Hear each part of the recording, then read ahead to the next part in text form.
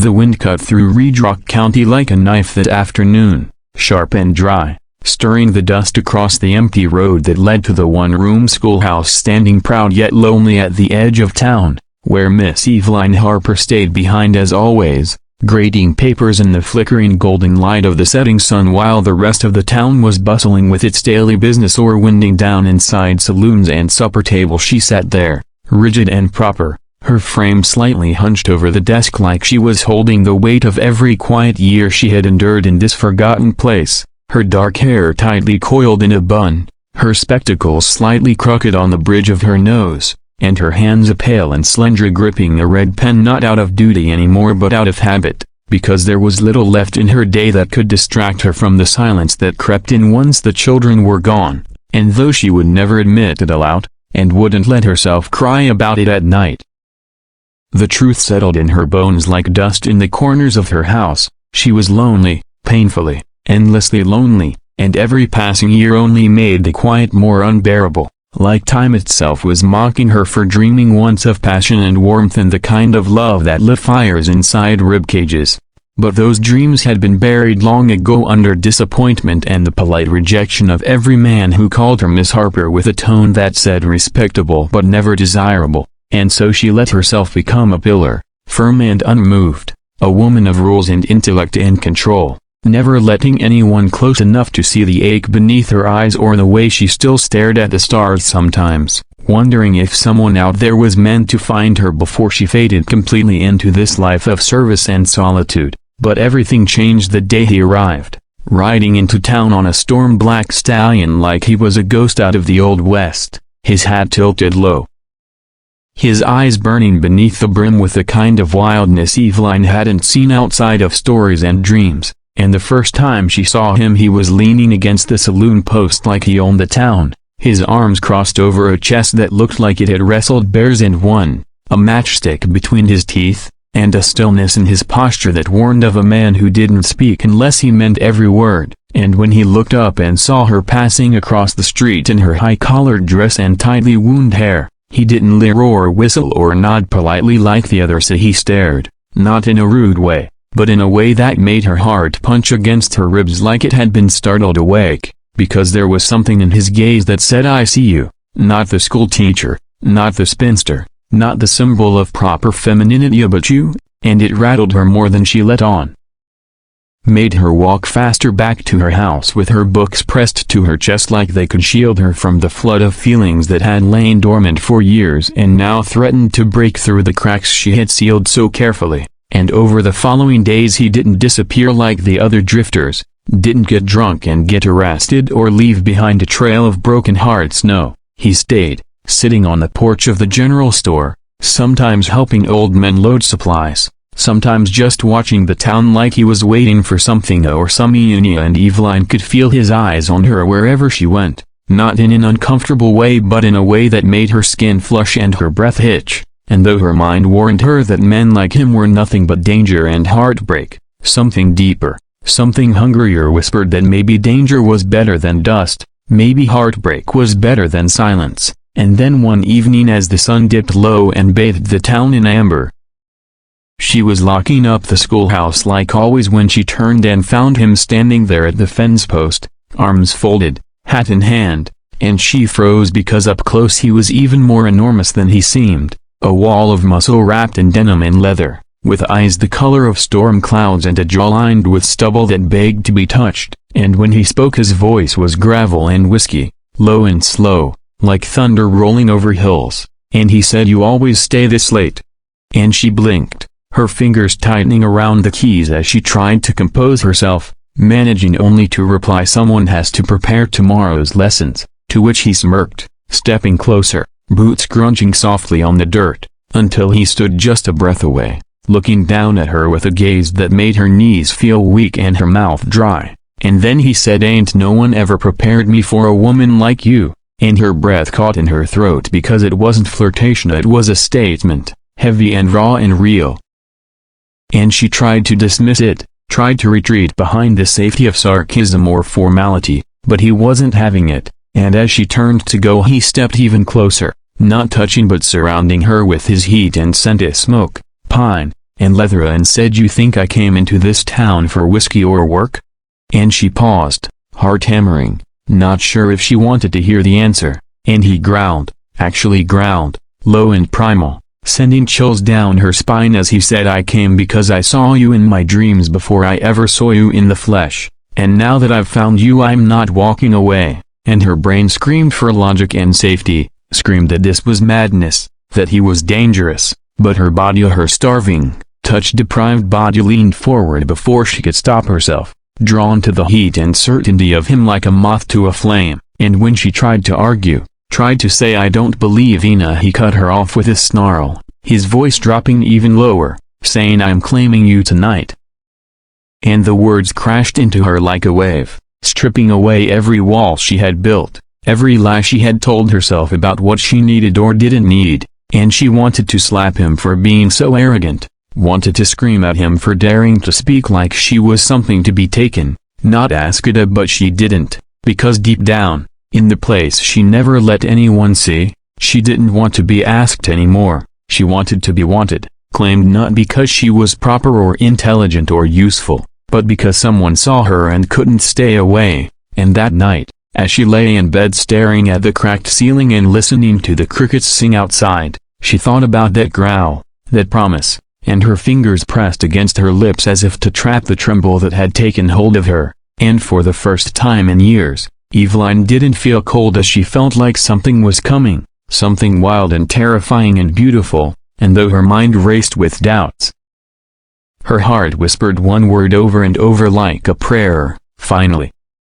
Eveline woke up before the rooster crowed, though she hadn't truly slept at all, her eyes burning from the weight of thoughts that had consumed her throughout the night, her heart pounding with a rhythm unfamiliar and reckless. And as she sat on the edge of her bed, still in her cotton nightgown, staring at the faint streaks of dawn light creeping across the floorboards, she replayed his words again and again in her head, "I am claiming you tonight," like a fever dream she couldn't shake. And part of her wanted to dismiss the entire encounter as nonsense, the drunken ramblings of a wandering cowboy with no sense of propriety or boundaries, but the truth, the dangerous, shivering, aching truth, was that his eyes weren't drunken, his voice wasn't slurred, and the heat she'd felt pulsing off him had been real and deliberate and entirely sober, and no Oni and Omana had ever looked at her like that before, like she was water in the desert. Like he could see the wildness she had buried beneath years of obedience and manners and dull, lonely routines, and she told herself it didn't matter, that he probably left town at sunrise like all the restless men before him, that he'd ride off to wherever the wind called him next, and that she would be fine, as she always was, fine and proper and alone. But deep in her chest something clenched, something whispered that she would not be fine if he disappeared, that she'd go mad wondering what if. And so she rose, washed, dressed in her plainest dress even though her fingers trembled as they buttoned it, and forced herself through the morning rituals of breakfast, sweeping, packing her books, pretending like her world hadn't tilted violently the night before. And when she finally stepped outside, the sky was clear, and the town was already humming with life, and she walked with her usual swift steps down the dirt path toward the schoolhouse, nodding at familiar faces, barely hearing the greetings because her mind was consumed with one thing: was he still here? And then as she reached the steps of the schoolhouse she saw him, leaning against the side wall like a devil carved from stone, boots crossed at the ankles, hat pulled low, but not so low that she couldn't see the smirk curling his lips or the dark gleam in his eyes as he watched her approach, and her heart stuttered and then surged, a violent rush of blood and confusion. Because despite everything she told herself, despite every rule she had ever lived by, she was glad he was still here, relieved in a way that cracked through her carefully built armor. And before she could even unlock the door he spoke, voice like smoke curling around her spine, "Didn't sleep much either, did you?" And she stiffened, not answering, not willing to admit how deeply his presence had burrowed into her thoughts. But he stepped closer, slow and deliberate, his boots stirring the dust with each step.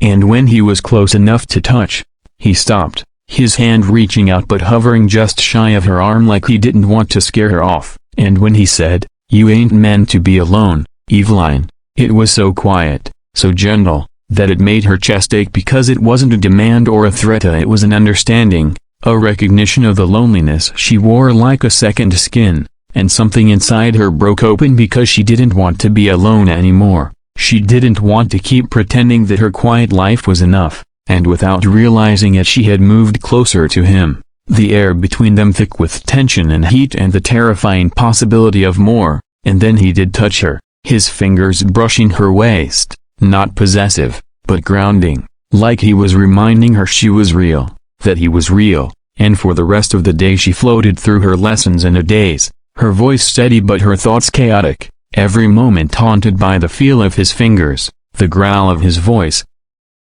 the promise that hung between them like a storm cloud ready to burst, and she told herself she wouldn't see him again, that after school she'd walk home the long way and avoid him, that this had to stop before it got out of hand. But she didn't take the long way, and she didn't avoid him, because he was waiting outside at the end of the day, leaning against the fence like he belonged there, like he was meant to be part of her world, and without a word, he took her bag from her shoulder and began walking with her down the path, and she let him, stunned by how natural it felt to have someone beside her, how warm the afternoon felt despite the chill in the air, and when they reached her house he didn't go inside, didn't even ask, just stood there on the porch with her in silence, and then, in a low rumble that made her toes curl inside her boots, he said, "You ever been kissed proper?"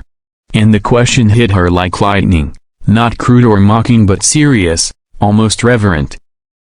And her voice caught in her throat as she whispered, "No," and before she could change her mind or flee or retreat into the safety of loneliness, he reached up, cupped her cheek with a gentleness that defied his size, and leaned down, brushing his lips against hers with the softest pressure imaginable, and it wasn't just a kiss, it was a claiming, a revelation, and her entire body lit up with the kind of electricity she didn't know she could feel, and she melted into him, hands gripping his shirt, knees threatening to give way, and when he finally pulled back, his forehead resting against hers, both of them breathing hard, she realized she was crying, not from sadness but from the overwhelming relief of being seen, of being wanted. And that night, when he returned hours later, under cover of darkness, his hat in hand, his voice low and sure, she didn't stop him, didn't ask questions, didn't lock the door, because she knew what she was doing. And when he stepped into her house,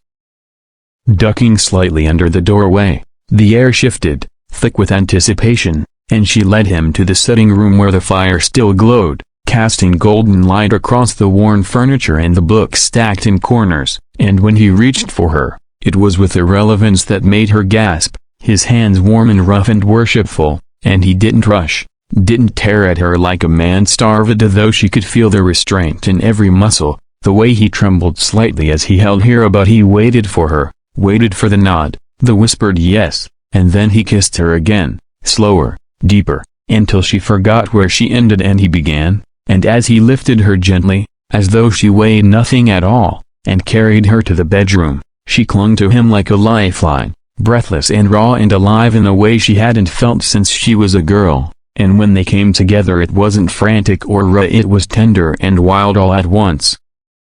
A collision of lonely souls who had finally found each other in a world that often forgot people like them existed, and afterward, as they lay tangled beneath the quilt, his arm heavy around her waist, his fingers tracing slow patterns on her bare shoulder, he whispered, "You're mine now, Eveline, and I don't care who don't like it," and she didn't respond with words because words had always been her armor, her way of controlling things. And she didn't need control anymore, not with him, so instead she pressed her face against his chest and let the tears fall silently, not from fear or shame, but from joy, because she had never imagined she'd be loved like this, never imagined a man would want not just her body but all of her, the sharpness, the sadness, the secret fiery. And as the wind howled outside and the fire crackled low, she fell asleep in his arms, the ache in her chest replaced with a steady thrum of something new, something dangerous and beautiful and real. And in the weeks that followed, the town whispered, of course they did, saying she was foolish, saying she'd gone soft, saying that Cowboy would ruin Hero, but Eveline didn't care, because she laughed now, openly and loudly, and wore her hair looser, and took Sunday walks along the river where he held her hand like it was sacred, and every time he looked at her it was like the first time, like he'd been parched and she was water. And the truth was, she had never been more herself than she was with him, never felt more like a woman, and even though she knew life was unpredictable, that things could still go wrong, that love was never promised as she believed now, believed in the kind of love that finds you when you've given up, that growls instead of begs, that walks through fire to stand beside you, and no matter what came next, Evelyn Harper would never be lonely again.